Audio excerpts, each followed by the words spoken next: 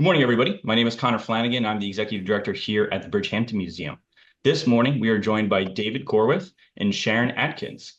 They're going to be sharing a little bit of family history that is very, very closely tied to the Bridgehampton community. I want to thank everybody for joining us today. And if you're joining us for the first time, thank you. Make sure to head over to bridgehamptonmuseum.org and you can check out all the other programs and events we have going on. If you have any questions, please feel free to submit them in the Q&A or the chat function, and I'll pop back in at the end of the talk to moderate any questions you might have. Without any further ado, I'm going to turn everything over to Sharon to get started. Thank you. Good morning, everybody. I'm sure you're wondering, how did I become interested in Bridgehampton or the Hamptons area? Well, my mom grew up in Southampton. She was born there, attended the schools, and graduated from Southampton High School. She also goes on to go to Cornell, as does her brother and later her brothers and her father. And my dad married in Southampton at the First Presbyterian Church. Fast forward to 1980, and I began to have an interest in genealogy, and I had acquired some of the things that had belonged to my grandmother, Hazel Corwith. Diaries of hers had been passed on to a first cousin, Patricia Howland Mackey, who sent them to me. It took me till 2014 till I finally got around to have the time and preparation of writing a story about Hazel, which I did and published in 2016. 2019, I updated and compiled a Corwith family history in America. So when did the Corwiths come to Bridgehampton? Our gateway ancestor was the first to arrive, was Diggory Corwithian, who was born about 1580 in Devonshire, England, and lands in Boston about 1650. He arrives via the ship Speedwell, which is owned by Percival Weston and Company, on a route that was taken from London to the Canary Islands to then New England. Diggory dies in Boston about 65, and his will is found in the British archives. Diggory's son, David Corwithian, marries a Grace Alcock in England, approximately 1632. She, however, doesn't appear to have made the trip to the colonies with David. Various records trace him beginning in the Boston area around 1638. He's listed as a constable in Marblehead around 1643. However, by 1661, he's residing in Southampton, and by 1664, he's in Southold. By the time of his death in 1665, his daughter, Sarah, and her husband, Richard Curtis, are also living in Southold. She's designated as the executor of David's estate, which records her as Sarah Corwithy. Continuing on with Diggory's descendants up till 1700, Diggory's grandson, Caleb, is also born in England about 1620. Records from 1659 to 1664 show him in the Southampton town records and Huntington. By 1665, he's listed as signing an oath of allegiance to King Charles as an inhabitant of Elizabeth, New Jersey. In 1668, in New Jersey, he's granted the privilege for whaling. So I assume that's what took him from Long Island to New Jersey. By 1673, he returns to Southampton, and again listed in their enumeration of 1683. He marries Grace Ludlam, who's the daughter of William Ludlam, and Clements Fordham. Clements was also born in England, but dies in Southampton. Her brother Robert is the first of many Fordham ancestors in our specific line. Diggory's great-grandson, the son of Caleb and Grace, is John Corwithian. In 1682, he purchases land in Meacock's village, but by 1664, he sells those 4 acres to an Isaac Corey. In 1683, he's listed in the town records as owning earmarks for cattle. In 1689, he's in Cape May, New Jersey. By 1691, his occupation is listed as a smithy in the Southampton town records. 1698, he's again enlisted as an inhabitant of Southampton. In 1750, the Bridgehampton militia lists a John Corwithian. However, it was for ages of men, 16 to 60, so I don't know whether it's him or another John Corwithian. This is an interesting map from 1670 of Bridgehampton. You can clearly see some of the landmarks, such as Kelly's Pond, Meacock's Road, and Meacock's Bay, and indicates several of the land owners, including an Anthony Ludlam, where the arrow is. Most likely, this is the Anthony Ludlam, who is Caleb's brother-in-law and sibling of the Grace Ludlam, who was the wife of Caleb. We go forward to a 1700 map, which shows a David Corwith with property not far from Anthony Ludlam's lot. It's believed that this David is the David Corwithian, who was the son of a David Corwithian and the grandson of David and Grace Alcock. This David also relocates to Suffolk County and is listed in 1711 baptismal records for children John and James in East Hampton. He dies in Bridgehampton in 1740. Here's the next three generations between 1700 and 1800. John's son David is born in Meacock's and dies in Bridgehampton. He marries a Sarah Haynes, and in 1753 we find a land sale from him to a Zachariah Halsey in the Southampton town records. David and Sarah's son Caleb is born in Bridgehampton and dies in Bridgehampton and marries a Hannah Howell about 1750. According to the researcher Charles Corwith, he ran a store in Meacock's. Now, Caleb and Hannah's son Caleb is who I refer to as our patriot soldier. He's born in Bridgehampton, dies in Bridgehampton, and is indeed buried at Hayground Cemetery.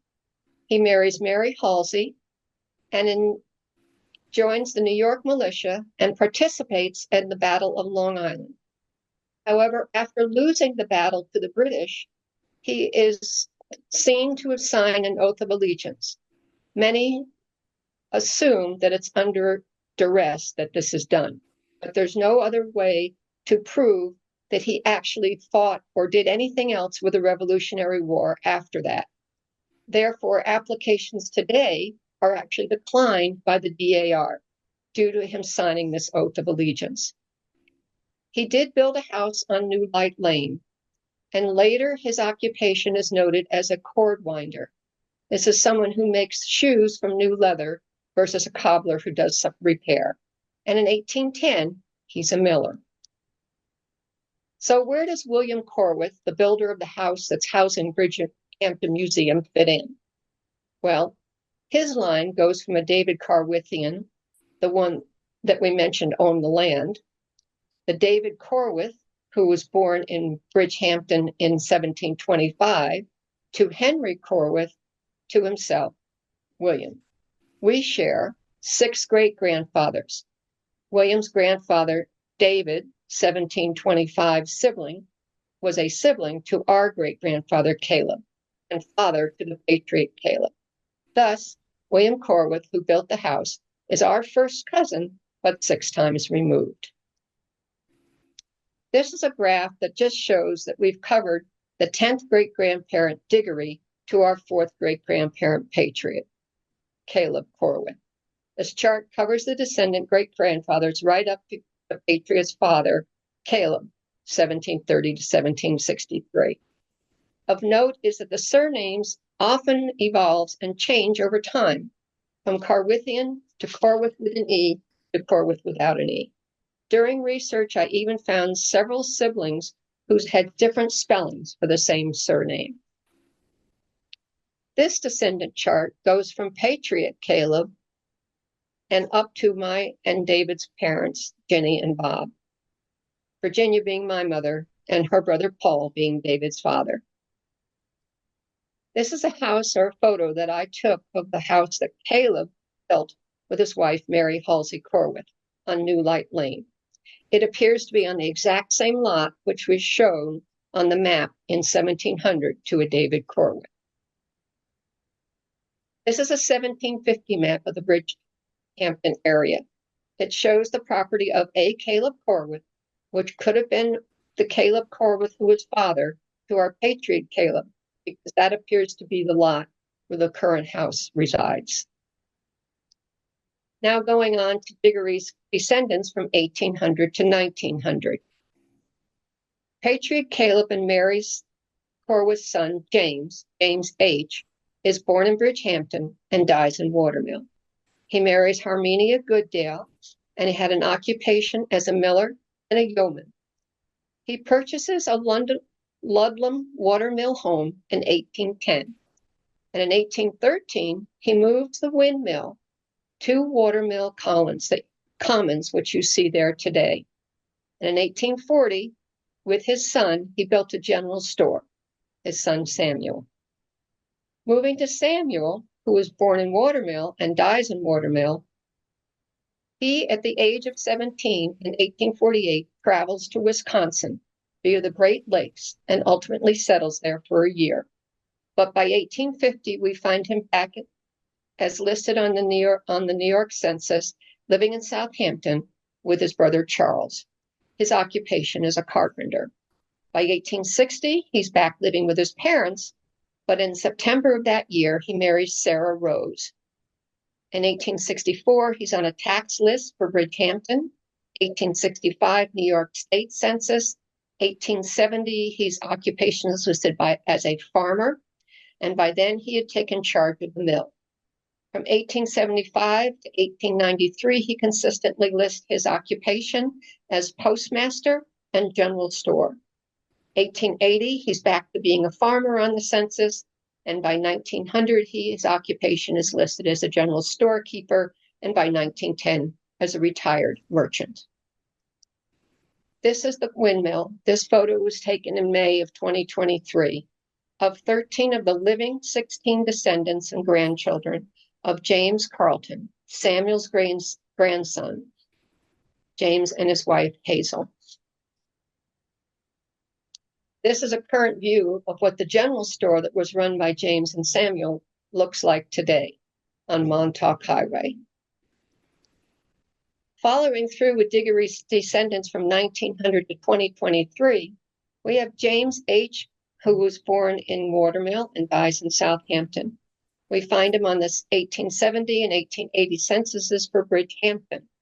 In 1888, he's on a land map of living in Watermill. 1891, he marries Mary Fordham. 1897, he's designated as a postmaster. And in 1900, we find him in the Southampton census. On Labor Day 1933, the repaired old mill was given to the Watermill Village community.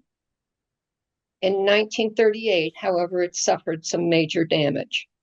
1910 to 1940, we find James listing his occupation as a general farm and dairy.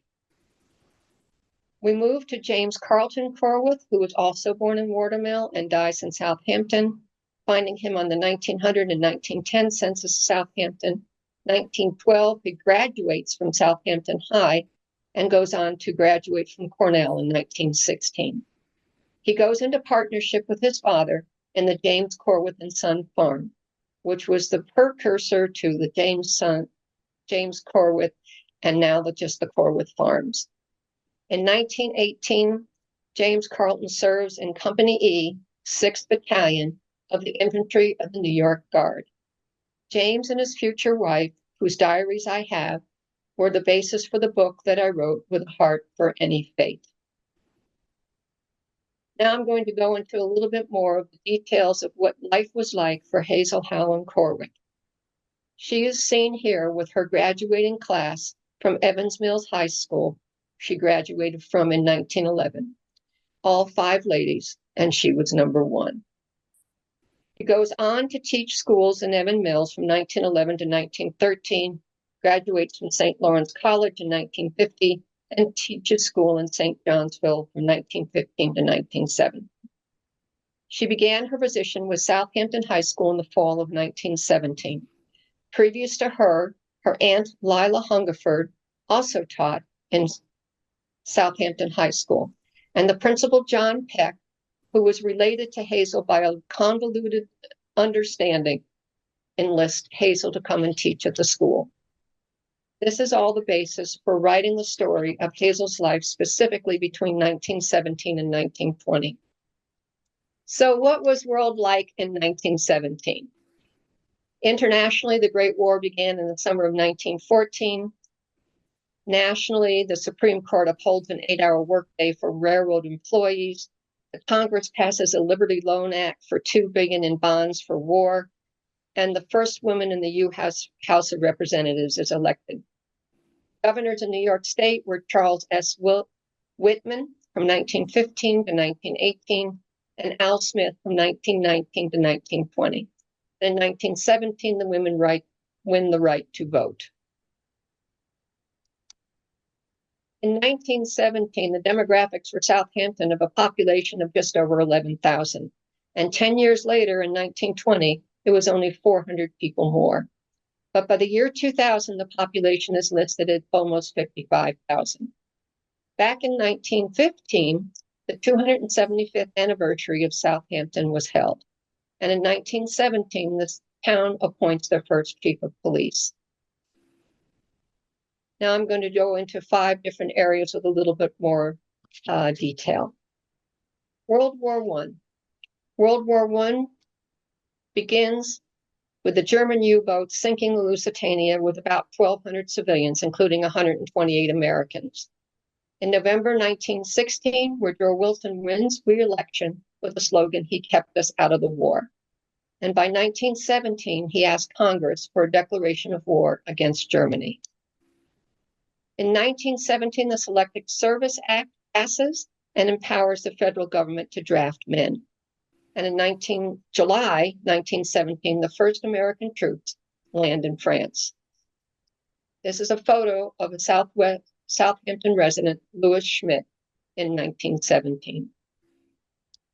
And this is a copy of the draft registration card for James C. Corwith. And one of the things Hazel mentioned in her diary was selling Liberty bonds. Towns were given quotas for these Liberty bonds, and the quota for the Liberty loan in 1917 for Southampton was $297,000. A news article on the 25th of October mentioned that they were a bit short of their goal, and a last-minute effort was going to be made. Mass meeting was announced in the Southampton High School auditorium to boost interest, and women made house-to-house canvassing, selling the subscriptions. They sent letters to the members of the summer colony. A bulletin board in front of the post office kept tally of the progress. But there was some discussion about the fairness of being assigned a goal which counted summer community in the size of their population. Year-round residents were found by the summer people that they had contributed to the location of their permanent residence. World War II for the American Red Cross. The United States President Woodrow Wilson is the honorary chairman, and membership subscriptions are sold to adults. As a teacher, Hazel would have promoted the Junior Red Cross membership established for school children. There was an appeal to all teachers to lead the effort to have opportunities of service to the community for the children and help them to learn how to save money, value food conservation through things such as victory menus, and how to prepare for supplies for soldiers and the homeless families. Locally, the American Red Cross chapter in Southampton knit for soldiers and made clothes for displaced children overseas and assembled comfort bags full of soap, razors, cigarette, and writing supplies. They also collected Christmas packages for soldiers, planted gardens, and volunteered in public service community in the canning kitchens. At the end of the 1918 Southampton canning kitchen season, the competition was held at Suffolk County Fair, and the Red Cross group took away 37 first-place prizes, displaying their winnings in the window at Corwith Pharmacy. The Southampton Canning Kitchen announced they had sold to Camp Upton over 8,000 quarts of vegetables, and a large number were also given away to the community. Also given to the community were a significant number of pints of jellies and fruits. They gave away to the YMCA over 3,000 pounds, to the Knights of Columbus about 700 pounds, and to the Salvation Army as well. After the war, the Southampton Red Cross chapter continued to collect Christmas package items, help families connect with soldiers until they're shipped home and discharged, and aided soldiers in their transition back to civilian life. Of note is the Camp Upton was 40 miles west of Southampton. It was created in 1917 to house troops waiting for deployment. First group left for France from Camp Upton in March 1918. After the war, it was used for demobilization in inactive units. During the war, local residents often attended dances and social activities, and these were also mentioned as Hazel attending. In the Southampton Press of November 7, 1918, declares World War ended. Soldiers returned to Southampton during the winter and spring of 1918 and 1919. On to women's suffrage. In April, the suffrage organizations met at the First Methodist Church on Main Street. And in August, pro and con groups met at Parish Hall with Albert Boardman, a New York City attorney who was a summer resident. But on November 6th, the statewide vote was held and passed by over 100,000 votes. That's a copy of the ballot. New York State vote to grant women the right to vote was approved by male voters by a margin of almost 54% to 46%. The Women's Suffrage Constitutional Amendment had by 1918, women had acquired the voting rights equal with men in 15 states. In January of 1918, the Women's Suffrage Amendment passes the House of Representatives, and in June is approved by the Senate. On August 18, 1920, Tennessee becomes the 36th state to ratify the amendment, which was adopted into the Constitution on August 26, 1920. Now we're going to talk a little bit about the influenza and how it affected Southampton. As a little bit of a background, Dr. David Horace Halleck is considered to be Southampton's first doctor. He purchases land and later builds a house at 37 South Main. He's replaced in 1887 by Dr. Hugh Halsey.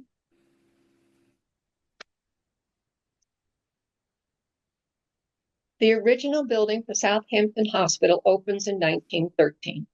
In 1918 and 1919, the Red Cross aided the United States Public Health Service by providing nurses to the community. This influenza is often referred to as the Spanish flu. It becomes a pandemic and symptoms are noted to come on very quickly. Some people felt fine in the morning and they were dead by nightfall. The highest mortality rates were among adults ages 20 to 50. Death was caused by complications, mostly such as pneumonia. 20 to 40% of the worldwide population became ill. An estimated 50 million people died. Now compare this to the recent COVID, where 7 million died worldwide. Nearly 675,000 people in the US died during the Spanish flu, but during COVID, 1.1 million, the latest 2023 figures. A flu vaccine is released in October of 1918. The theory is that back in March of 1918, when the soldiers with the flu began reporting to the infirmary at Camp Function, was how it all began, because of troop movements and perhaps overcrowded conditions. Tough strains of pneumonia often accompany the flu, but it came in 3 waves. In March to June, September to November, and December to March. I'd like to note that this is what made it not a surprise to me at all when I was following what happened with COVID. It is noted in the October 17th newspaper in Southampton, they had one death, and the village Board of Health places a ban on public gatherings, including churches. Local cases included many of the physicians. On October 24th, Dr. Nugent, who is the town health officer, orders all schools closed until further notice, beginning the next day on Friday the 25th. Hazel notes in her diary on the 24th, had flu. Dr. Nugent came to see me in bed. Next entry for her is on the 29th when she writes up, sat up for the first time and dressed. On November 3rd, the announcement is made to reopen the schools on Monday the 4th. On the 11th, normal life resumes.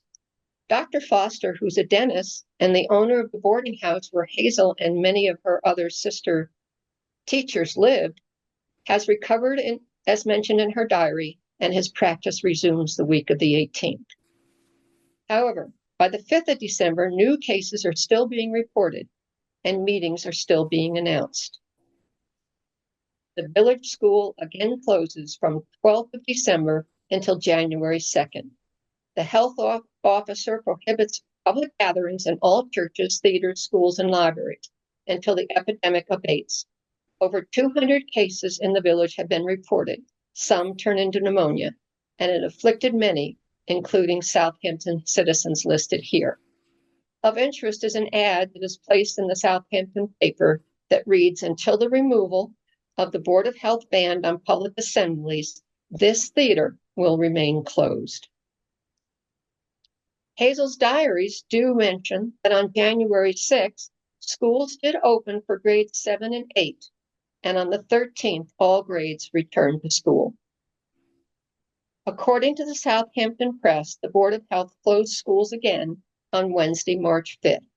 Many classes were reported, but these seem to be milder. Hazel doesn't return to teaching until the 21st.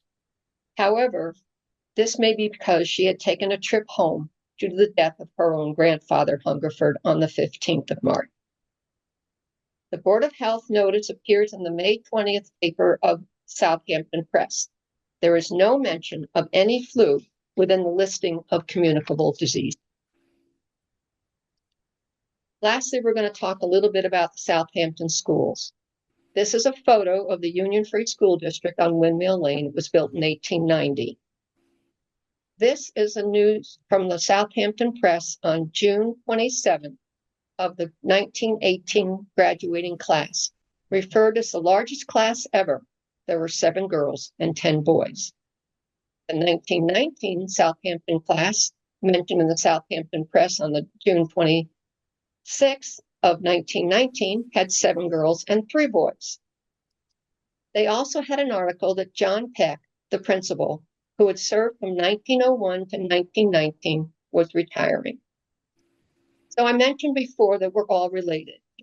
John Peck was initially from Jefferson County, which is the county where Hazel grew up. His first wife was Carrie Sweet.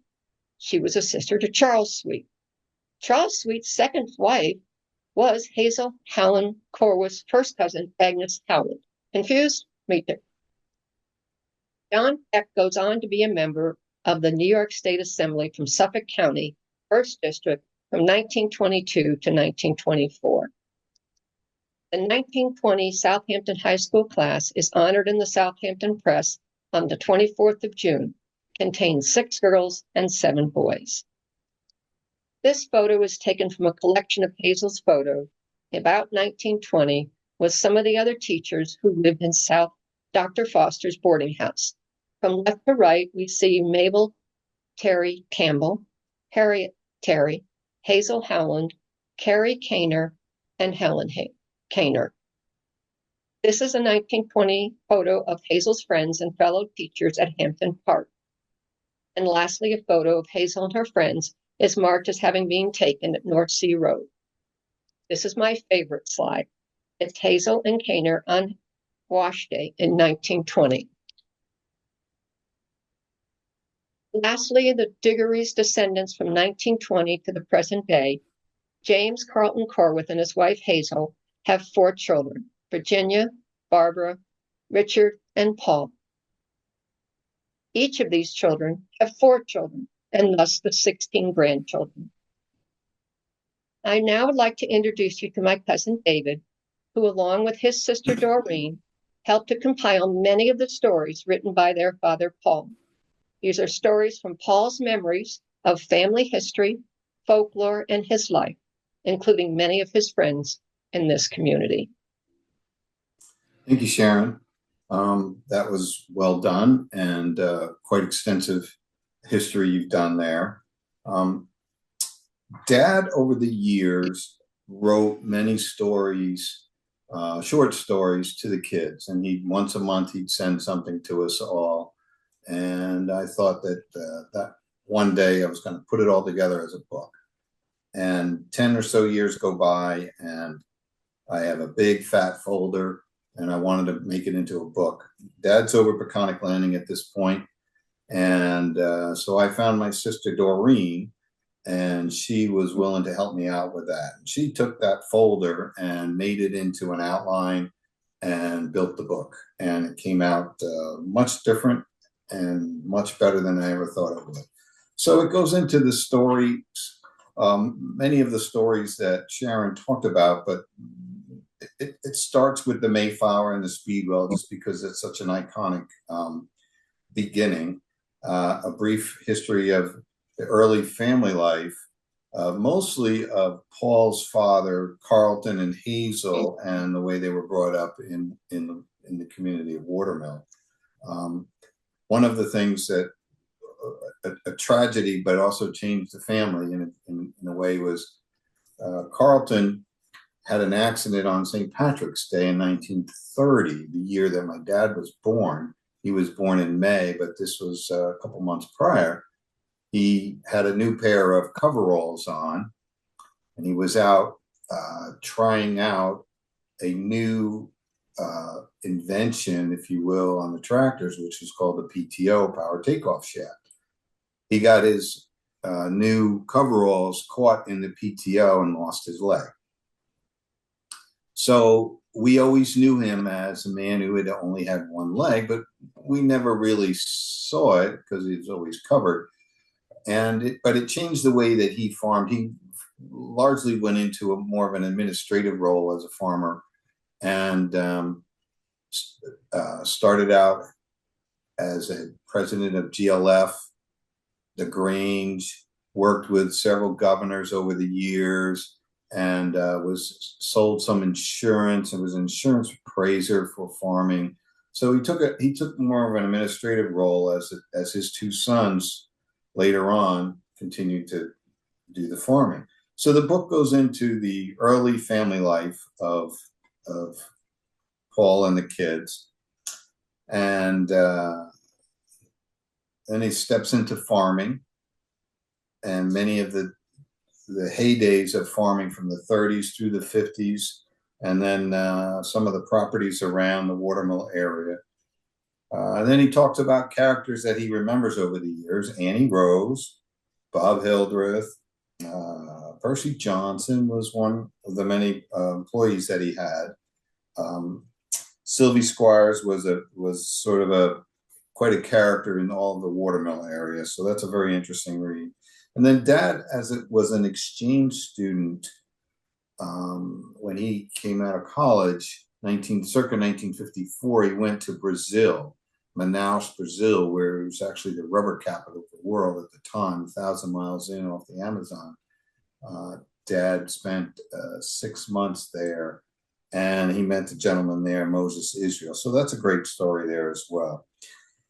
Dad was anchored with his church. He sung in the choir for 40 years, and he was also in the quartet, the barbershop quartet out of Sag Harbor. So Dad really enjoyed singing. That was one of his passions, and he has several stories there. One about pastures out to pasture, what a pun that he always liked to do. And then calling Reverend John Felmuth And another nice song that they would sing was Jesus Savior Pilot Me, which really anchored his life.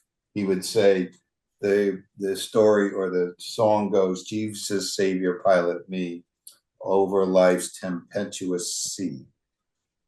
Unknown waves before me roll, hiding rock and treacherous shoal. So he would say, now, what farmer would know that adjective tempestuous? Are those tempestuous potato bugs doing out there today? He would ask as a joke with his guy. The book continues on about random thoughts about Watermill. He took a walk through the cemetery one day and took some notes, and he wrote a story about all the different people in the cemetery there. He talks a lot about Samuel, who, as Sharon mentioned, was instrumental in moving James H. moving the windmill, and Samuel running the windmill for so many years, 1831 through 1917. And then Samuel's diary, which was also a very interesting read. And then we go into Corwith, Iowa. I believe the Henry Corwith family, which is from Bridgehampton, and the museum, that lineage made their way out to Iowa through the train rail system. There was a train depot in Chicago named after the Corwith family, that Henry Corwith family. And they later on they needed a town to stop at on the way out to the West Coast. The railroad did, so they named it Corwith, Iowa, and that's sort of the history of how that came to be. It's not much now. It's primarily just a farming town today and a quick stop for the trains as they venture through to the West Coast. And then he talks about many other stories: baseball, the Southampton Golf Club, how it was started. Grandpa was a founding member of Southampton Golf Club. In 1925, they needed some funding. He gave him $500 to get the golf club started there. So that was an interesting read. The church tower clock, he and I, they were going to put a cell phone tower in the church, First Presbyterian's clock tower. So he and I devised a way to rewind the clock. Someone had to go up and wind that clock every 6 days, 7 days. So we devised a way to do that automatically. So he was instrumental in helping me with all of that. And then about singing in the choir and eulogy tunes in barbershop. So the book is very much, it's a beautiful read. It's a beautiful compilation of his stories and his life, but it's also about the greatest generation, how they lived and how they suffered and endured their many facets of that era. So it became much more than just a family history. It was really a history of what the greatest generation truly went through and how they lived in their trials and tribulations of that day. So I think I'm going to order another set of books, a round of books. Many of you may have had them already. When Dad passed a year or so ago, we handed out many of the books then. I used a company called Lulu, which is a books on demand company, so I can just have them reprint the manuscript. So anyone who wants a book, happy to order another batch, and I'll give those to Connor, and a suggested donation to the museum for that. That's all I have. Thanks for coming and enjoying the Zoom. Thank you, David, and thank you, Sharon. I always feel like I need to have like a queued up like applause button for whenever we do these Zoom calls. Thanks, Sharon. Yeah. But yeah, no, thank you for this talk today. It was fantastic. And like David had said, we're going to be having a small stock of these books in our inventory fairly soon. So if there's anybody that's watching today, please reach out to me via email if you would like a copy. And once we have them in hand, I'll let everybody know, and you can come by the museum and purchase a copy for yourself. In the interim, if you do stop by the museum, I have a copy here you can peruse. But if anybody has any questions, please feel free to submit them in the Q&A or the chat function below, and I'll read out any questions we might have. We have one question here. from one of our former board members, Peter Walsh, asking, in your research, was there any mention of the Circassian disaster in 1877? No, I didn't find anything, but now you've piqued my interest and I got to go find it. Well, if you do find anything, Sharon, pass along to me and I can get that info over to Peter. I will. I will do that. And if anybody else has any questions, please feel free to submit them. Question I had is there any facts that either of you have about sort of your family's histories that maybe is the most interesting to you? Sharon, do you have anything that you sort of found that you sort of pinpointed on as being something you found as the most interesting? Well, like I said, about the influenza, it was amazing to me because I had done that research that as we were living through COVID, it was no surprise to me. I was like, okay, this is like history repeating itself, right? But before COVID, yes, there's lots of things that were really surprising to me. Was the number of people that went to Southampton and actually went and founded Elizabeth, New Jersey, because of the whaling. They were just, it was like 40 men went from Southampton and just founded Elizabeth, New Jersey. That was surprising to me. But it made sense when you put it in context of the whaling that they were doing. And that maybe they didn't want the competition in Southampton area anymore. There was too much, so they went. But they were traveling back and forth. And that was interesting to me and surprising. Yeah, that's interesting. Maybe they were it's easier to get stuff to New York City if you were in Elizabeth than out here. But who knows? A lot of potential. David, was there anything in particular from putting the book together maybe that you found maybe the most interesting about some of these old stories? Dad really enjoyed doing these stories, but one of them, really what anchored when I started putting the stories together, I tried to organize them one by one, but I ended up when I did the word processing, I started with John Falmouth, who was an iconic preacher for the First Presbyterian Church, and I actually started with him and a picture of him, and then I built the book backwards from that story, primarily because Dad, during James Carleton's funeral, Dad said that John Falmouth did the funeral, and he said the minister John Falmouth was following an off topic of his head and said, "You would have to have known this man to know who was the pilot of his life." And that scene has been in my memory for a lifetime. So that really anchored Dad in his when he said that, that really touched me. And I sort of built the book around that story originally. And then everything else sort of went, Doreen took it and then built the outline and put everything in a logical order. I would have done it more in a chronological order. Doreen did it more in a subjective order, which I thought was much better. So that's just a simple way. It's funny how when you go to, it's the first book that I sort of had written, and I'm good with computers and word processing, but writing a book is quite a project. It was certainly a labor of love, and the editing of it becomes very tedious once you add a picture and everything starts to move around. And when you give that manuscript to the publishing company, and today it's many people, you don't necessarily go to a professional publishing, it's publish on demand. So you make the manuscript yourself, you send that PDF file to that company, that online company, and they'll print the book for you. But if any of the editing is wrong, that's how your book comes out. So it's a very tedious process to make the book, but it became a labor of love, and I really enjoyed it when it was all done. I learned a lot more putting all of these stories together that Dad had taught us or told us over the years.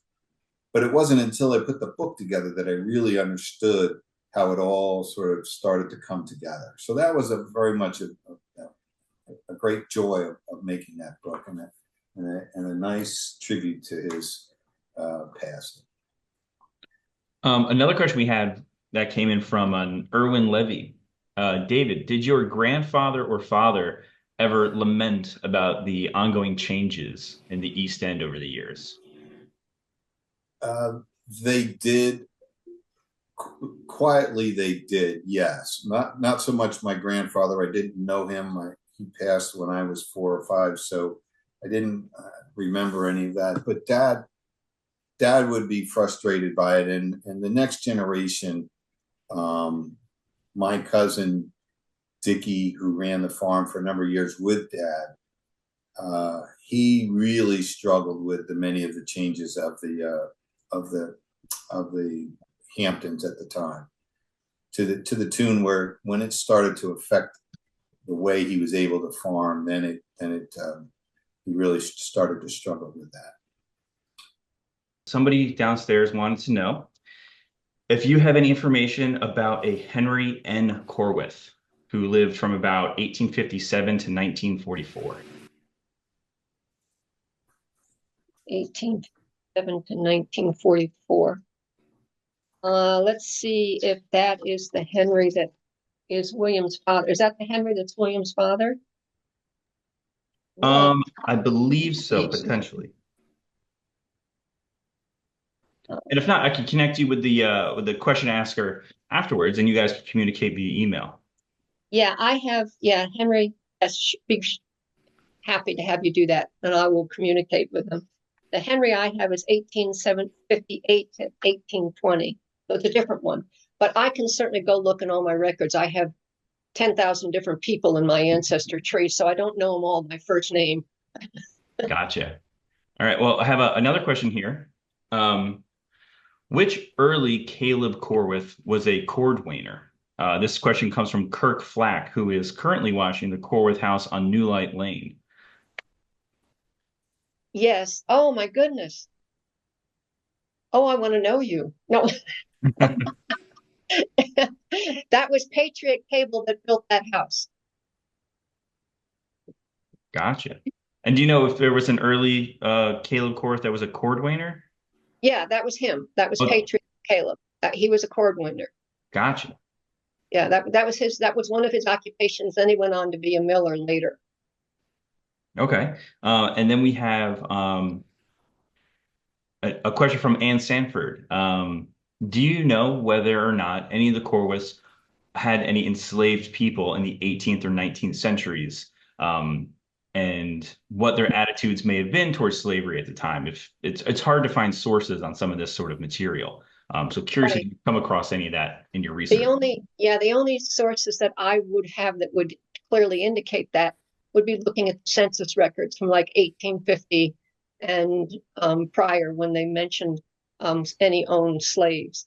And none of the ones that were direct ancestors that we talked about today did I ever see anybody that said they owned a slave. Now, that doesn't mean that they didn't, but they weren't registered on the census records. Gotcha. And then the last question we have here is from a Walter Jones. And it's not a question, but after seeing this Zoom, I wish I would have been able to come see in person to a presentation at your location. I think it was many years ago, the topic of the Circassian. I was asking if something was recorded. Unfortunately, previous talk may not have been recorded, but we're happy to have you come join us at a future talk. But if there are not any other questions, which I don't think I see, I want to thank you, David and Sharon, for joining us today this morning and sharing your stories. It's always fascinating to get this nice look back at a local family. And Sharon, you've done such a great job of documenting all the history for everybody to learn about and enjoy. And the book itself will be here at the museum very soon. And so, like I said, if anybody's interested in getting a copy of Legends of a Country Boy, please let me know here at the museum. And once we have them in stock, I will let you all know. And if anybody's interested in Sharon's book, you can find that on Amazon. Sharon, what was the name of the book again? With a Heart for Any Fate. Perfect. And if you do have, I see Kurt has another question up here. If you are willing to share with Connor your email address, then he can forward it to me and I'll be glad to let you know what I know or don't know. And he, by the way, he has a copy, I believe. There was one at Southampton. I don't know if there's one at Bridgehampton Museum, but I can get you one of the Corwith in America. It's a digital copy, so you could keep it there if you wanted to. Yeah, that'd be super handy. I don't know if we have one on hand here, so if you could send me a copy, that'd be Yeah, fantastic. I will. I'll send you a link to a Dropbox where you can just download it. Perfect. Um, so yeah, thank you everybody. And this last question that came in from Kirk was asking if you are aware of Caleb the Patriot manumitting a slave in 1803. No. Okay.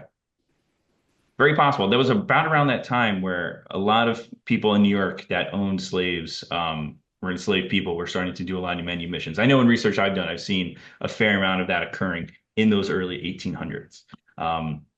So possible, but Yeah, possible. Yeah, again, it's entirely possible. There's a lot about the man I don't know. but again, thank you everybody for joining us. Hopefully everybody can join us at some of our next programs. I will say this Saturday, we have a fantastic talk here live in person at the museum on the history of rum running in Suffolk County with Amy Folk. So that should be really interesting. Everybody can join us here at the Rogers House. And again, thank you, Sharon and David, and we'll see you all next time.